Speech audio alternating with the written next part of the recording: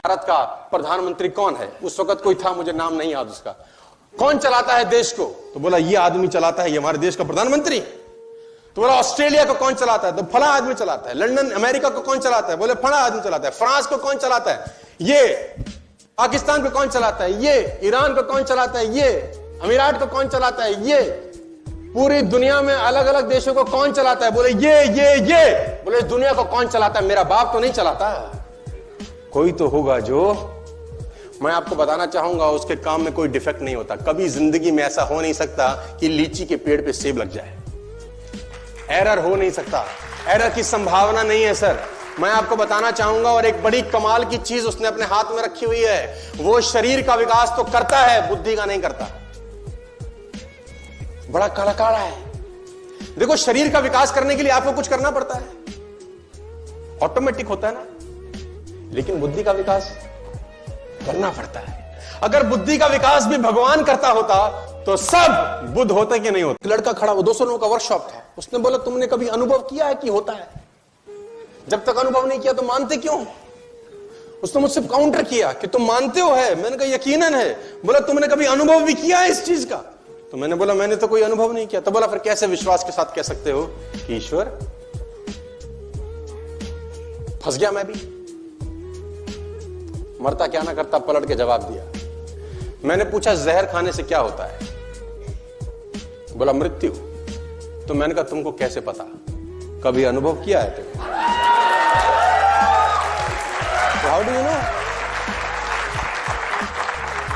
जहर खाने से क्या होता है? तुमने कभी अनुभव किया? मैंने बोला नहीं, हमने तो अनुभव नहीं किया। मैंने कहा पता कैसे है? बोला जिसने खाई उसकी मृत्यु हो गई, डॉक्टर्स कहते हैं, इसलिए उनकी बात मानते हैं।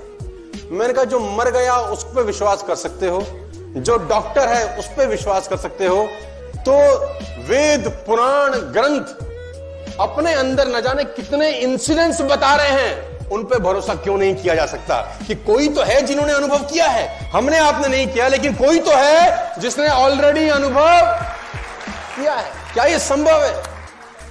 तो 200 लोगों का प्रोग्राम था, उसमें से 190-195 लोगों तो मेरी बातों से सहमत थे। 5 कुंभकर्ण टाइप बैठे थे वहां। मेरे हर प्रोग्राम में पाए जाते हैं। ईश्वर का ये भी वरदान है मुझे कि जहां जहां जाएगा तेरे पीछे लगेंगे ये। तो 3-4 बोले सारी बात है तो ठीक है, लेकिन सर कुछ प्रैक्टिकल बताओ ना यार। ये तो ठीक है, हमें तो गीता ज्ञान के लिए अच्छा लग रहा है। तो मैंने कहा प्रैक्टिकल के लिए तुमको इस ऑडिटोरियम से बाहर निकलना पड़ेगा। जब वो कॉन्फ्रेंस रूम था, जो बैंकेट रूम था, तो 200 लोगों को लेके मैं बाहर निकला। ये गोवा की बात है, होटल लीला, एक फार्मास्यूटिकल कंपनी के लिए मैं गया हुआ था। तो वो 200 लोगों को लेके मैं बाहर आया। थोड़ी सी मैंने कहा मेहनत लगेगी, अभी प्रूफ करते हैं यही तुरंत। हाथ कंगन को आरसी क्या, पढ़े लिखे को। तो मैंने कहा दर्शन करा दूं अगर आज तो मान जाओगे? उसने बोलेगा हुजूर कमाल हो जाएगा। तो मैंने कहा आओ बाहर। तो 200 के 200 लोगों ने मेहनत करी, लीला से बाहर निकले। स्विमिंग पूल था वहां पे, बहुत शानदार सा, पेड़ लगे हुए थे, सामने समुद्र था। तो जब बाहर निकले तो मैंने कहा कितने लोगों को विश्वास नहीं है कि होते हैं? तो 4 अलग हो गए, 196 अलग हो गए। तो मैंने बोला तुम 4 की गरारी अटकी हुई है अभी? बोला हाँ। मैंने कहा पेटी बंद है तुम्हारी? बोला हाँ। मैंने कहा कोई तकलीफ नहीं है, अब मुझे बताओ तुम लोग कहाँ रहते हो? तो उसमें से एक आदमी बोला हम मुंबई से आए हैं सर, है ना, वी बिलोंग्स टू मुंबई। कहाँ रहते हो? बोला अंधेरी में रहते हैं। कहाँ रहते हो? फ्लैट है, अपार्टमेंट है, कैसे हैं? तो बोला फ्लैट में रहते हैं। तो मैंने कहा कौन से फ्लोर पे रहते हो? तो बोला 5वें माले पे, 5th फ्लोर पे हम लोग रहते हैं। मैंने कहा वेरी गुड। तो मैंने कहा 5वें माले पे रहते हो, श्योर हो? बोला सर 100% श्योर हैं। तो मैंने कहा नहाते कैसे हो? बोले बड़े अजीब सा सवाल पूछ रहे हो, नहाते कैसे? बाथरूम में जाते हैं, शावर चलाते हैं, नहाते हैं? तो मैंने कहा पानी शावर में से आता है? बोला आता तो शावर में से है, पीछे टैंकी का होता है। तो मैंने कहा टैंकी का होता है? बोला नहीं टैंकी का नहीं होता, वो नीचे टैंक में से आता है। पहले म्यूनिसिपैलिटी का पानी टैंक में जमा होता है, फिर 5वें फ्लोर पे, 6ठे फ्लोर पे एक टैंक रखा हुआ है सिंटेक्स का, हमारा कम से कम 1000 लीटर का, वहां इकट्ठा होता है, फिर वहां से पाइप के थ्रू आता है और हम। तो मैंने बोला नीचे टैंक से ऊपर के टैंक में जाता कैसे है? बाल्टी बाल्टी लेके जाते हो? बोला बाल्टी बाल्टी लेके काहे को जाएंगे, मोटर लगाई है, मोटर चलाते हैं तो पानी ऊपर जाता है। तो मैंने कहा मोटर क्यों लगानी पड़ती है? बोला ऐसे जाएगा कैसे, ग्रेविटी जाने नहीं देगी, इतना तो प्रेशर थोड़ी ना होता है कि 50 फुट पे ऊपर चला जाए। मैंने कहा बस यही तुमको सुनना था मुझको। बोला मतलब क्या है? मैंने बोला ये नारियल का पेड़ है, 50 फुट पे नारियल लगा है, मोटर ढूंढो कि पानी नीचे से ऊपर जाता कैसे। 50 फुट पे वो नारियल लगा है, अब तुमको मोटर ढूंढनी है कि पानी नीचे से, कौन किसका बाप बैठा है नीचे जो पानी को नीचे से ऊपर ले जाता है और 50 फुट पे नारियल के अंदर जाके टपका देता है। ढूंढ के लाओ रे, चलो चारों जाओ। वो बोला बात तो ठीक कह रहा है लड़का है, ग्रेविटी मैंने कहा कुछ नहीं बिगाड़ती। तो 4 में से 2 की विकेट गिर गई। 2 की पेटी बड़ी थी, ताला बड़ा था, समय ज्यादा लगा। 2 ने बोला बात तो जम गई, लेकिन कुछ और समझाओ।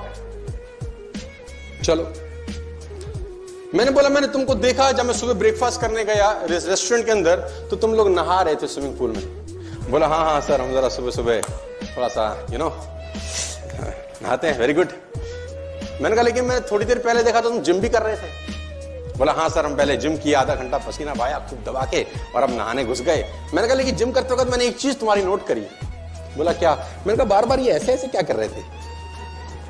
बोला ऐसे ऐसे ये कर रहे थे कि स्वेटिंग होती है तो पसीना बाहर निकलता है। मैंने कहा पसीना बाहर कैसे निकलता है? बोला पोर्स है, पोर्स, छिद्र में से पानी बाहर जाता है। मैंने कहा छिद्र में से पानी बाहर जाता है? बोले हाँ। मैंने कहा जब नहाते तो अंदर क्यों नहीं जाता? जब नहाते तो अंदर क्यों नहीं जाता? बोला बात तो ठीक कह रहे हो। ऐसा कौन सा शटर लगा है साला, ऐसा कौन सा ढक्कन लगा है जिसको पता चल जाता है कि जिम में गया खुल जा और नहा रहा है तो बंद हो जा?